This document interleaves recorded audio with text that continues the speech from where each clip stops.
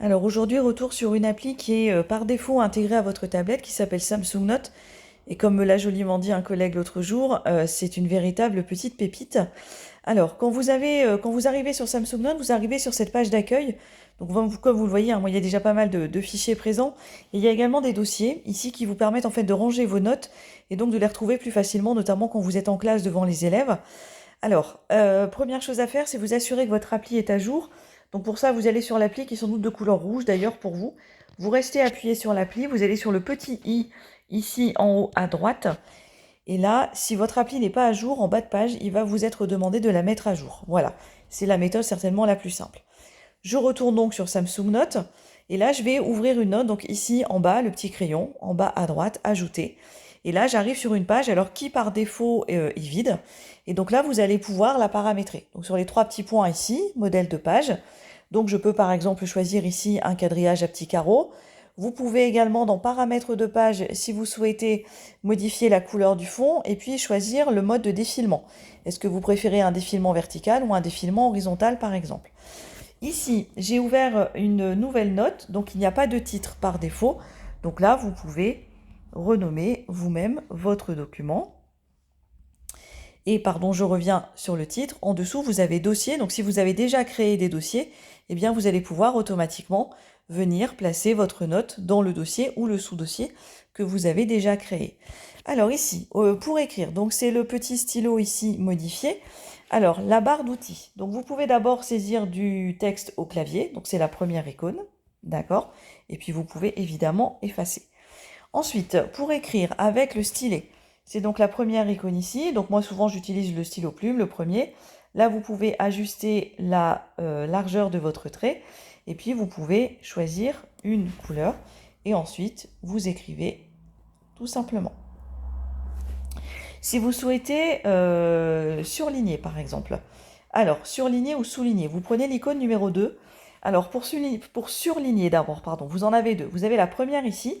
Alors vous choisissez l'épaisseur du trait, vous choisissez l'opacité et vous choisissez la couleur et je peux surligner. Je peux également choisir la dernière. Alors l'avantage de la dernière, c'est que, donc là je suis au maximum du trait, je vais changer un peu l'opacité. L'avantage de la dernière, c'est qu'en fait quand vous surlignez, ça surligne totalement droit. Voilà. Si ensuite vous voulez, donc là je vais revenir en arrière, si vous souhaitez souligner, eh bien vous pouvez prendre ici la deuxième icône, d'accord? Donc c'est le crayon avec les petites graduations dessus. Donc vous vous mettez au minimum en épaisseur de trait, au maximum en opacité. Je peux par exemple changer la couleur et ici je peux souligner ce que j'ai écrit. Ensuite, vous avez l'icône suivante, c'est donc la gomme qui vous permet voilà, d'effacer ce que vous avez pu saisir et puis ensuite, voilà, je vais recommencer. Alors, le lasso. Alors ici, moi j'ai choisi un lasso rectangulaire. Alors, vous sélectionnez votre texte, ça vous permet d'abord de le déplacer, si jamais vous vous êtes trompé. Si vous avez par exemple deux documents, deux corrigés à faire qui sont très similaires, eh bien vous pouvez très bien copier votre texte. Donc là, j'ai juste voilà, une petite expression, mais vous pouvez très bien sélectionner pratiquement une page entière. Vous la copiez et vous la collez dans un autre document. Et vous pouvez également, si vous souhaitez, modifier le style. Voilà, donc je peux changer la taille, je peux changer la couleur automatiquement. Voilà, vous modifiez votre style en direct. Ensuite, les trois petites pastilles qui sont là, alors en fait, vous pouvez par défaut sélectionner des couleurs que vous allez utiliser souvent. Et donc, ça vous permet très facilement, vous voyez, je clique sur le crayon et hop, je change très très vite de couleur.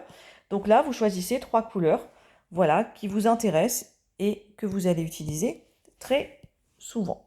Hop, pardon, je recommence, voilà. Alors, l'icône qui est ici, celle-ci, c'est l'épaisseur du crayon, donc pareil, ça vous permet de l'ajuster très rapidement, voilà, sans passer forcément par le crayon qui est ici. Alors ici, vous avez le retour en arrière. Ensuite, dans ce qui peut être intéressant, donc là, c'est utiliser le S Pen pour écrire. Donc là, à partir du moment où vous êtes dans Samsung Note, il n'y a pas forcément beaucoup d'intérêt. Pareil, pour redresser du texte, alors vous pouvez le faire, mais c'est pas quelque chose que j'utilise régulièrement. Là, vous avez la conversion en texte quand vous avez saisi. Alors là, ce qui peut être intéressant sur cette petite icône-là, c'est tout simplement que lorsque vous cliquez dessus, vous avez une petite flèche qui apparaît. Donc quand vous souhaitez montrer quelque chose aux élèves à l'écran, ça peut être très pratique. Et vous pouvez modifier le style. Hop. Ici, cette icône-ci, c'est un pavé d'écriture simplifié. D'accord? Et là, en fait, alors ça peut être utile pour les profs de maths. Si par exemple, voilà, je dessine un cercle, donc je le fais à main levée, je vais changer la couleur pour qu'on voit un petit peu mieux, ainsi que l'épaisseur du trait.